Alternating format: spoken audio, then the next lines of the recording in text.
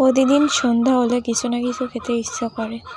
তো আজকেও হচ্ছিল, তাই একটু অন্যরকম কিছু ঝাল ঝাল খেতে ইচ্ছে করছিল। এই যে একটু মাংস ছিল, সেটা রান্না করব। মশলাপাতি যা বাটার তা আগের থেকে বেটে টেটে নিয়েছি।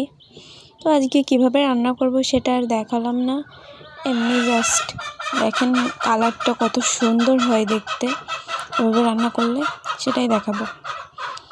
আর আমি যখন ভয়েস দিতে বসবো তখনই এই মুরগিগুলো এত ডাকে, তার ভয়েস দেওয়ার ইচ্ছাই থাকে না। তাও কি করা, দিতে তো হবেই।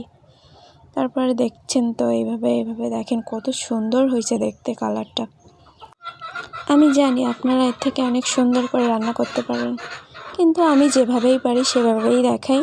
তো আপনারা কে কীভাবে করেন সেটা দেখাবেন। দেখেন লাস্টে ধনিয়া পাতা দিয়ে দিলাম, দিয়ে নামিয়ে নেব। এভাবেই করছি, দেখেন দেখতেই কত সুন্দর হয়েছে কালারটা।